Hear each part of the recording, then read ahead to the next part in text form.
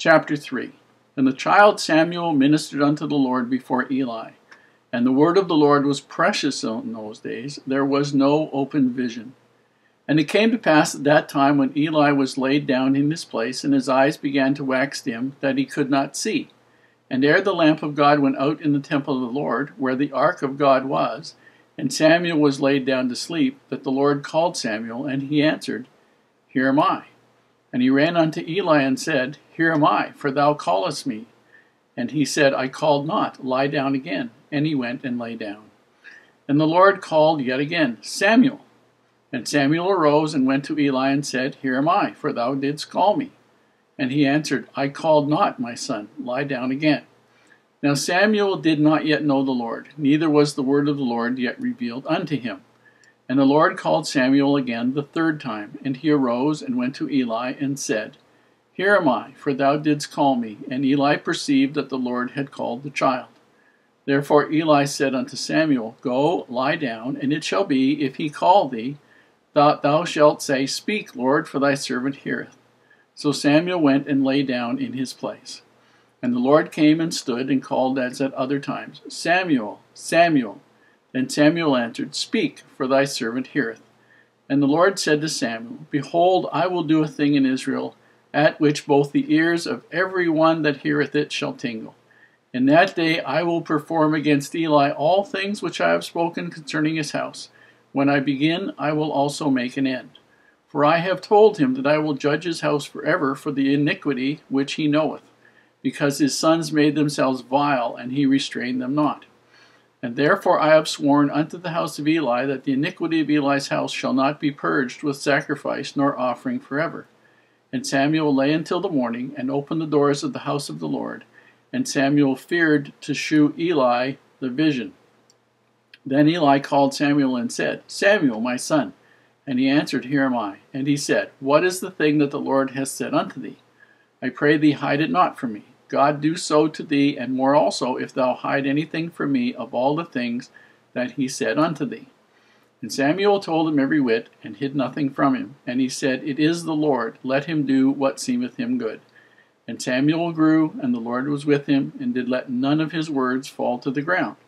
And all Israel from Dan even to Beersheba knew that Samuel was established to be a prophet of the Lord. And the Lord appeared again in Shiloh, for the Lord revealed himself to Samuel in Shiloh by the word of the Lord. Here we have an indicator, a really clear indicator that Eli was not worthy for his job.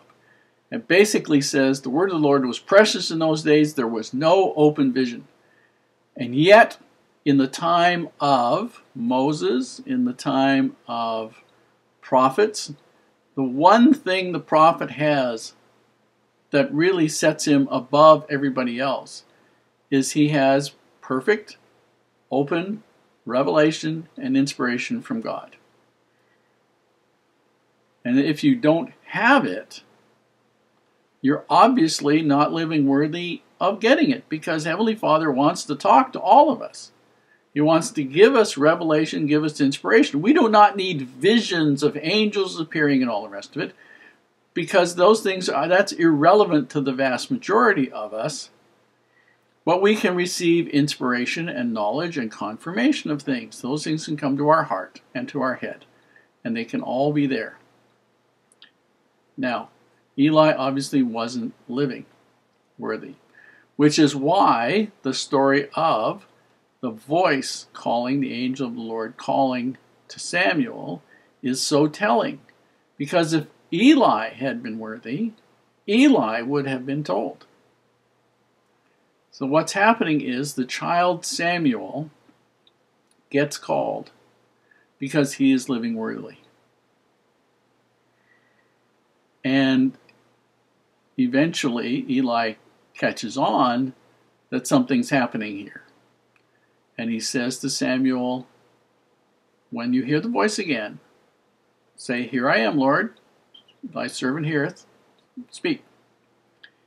And then Samuel gets the message as to what's going to happen. And the reason that Eli is going to have going to be destroyed, and his sons, are because he knew the evil his sons did, and he restrained them not, which means he had the power and the authority to prevent them from doing it.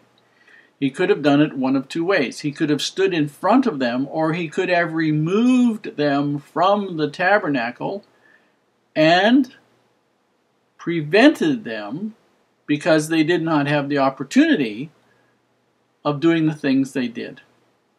Worst came to worst, he could have taken them before the elders. They could have been determined to be incorrigible. They could have been stoned to death. He would, and that was required. And that was the last resort after you had done everything else. But that was something that was there, and you'd have to question, were they so incorrigible that they would have continued to sin even if they knew that was a possibility. But because Eli wasn't going to do anything more than complain to them about their behavior, they didn't do anything about it. And Samuel was told that the evil would not be purged with any amount of sacrifice or any amount of offerings.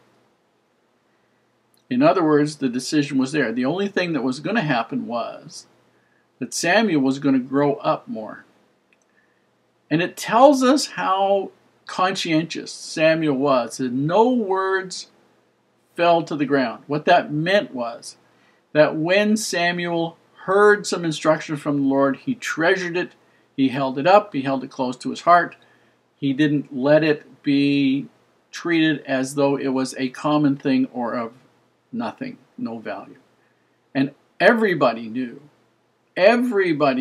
because of the way he behaved, the way he acted, that he was qualified and he was going to become a prophet in Israel. And he was going to, and he says basically that he was going to receive revelation, or he did receive revelation. The words of God went to him. And that's how a presiding priest is supposed to be. They're supposed to live so as to be able to get inspiration or revelation when it's necessary for the people that are in their stewardship. And we see that as much as Eli wasn't, Samuel was doing that and was recognized by the Lord as being worthy of that.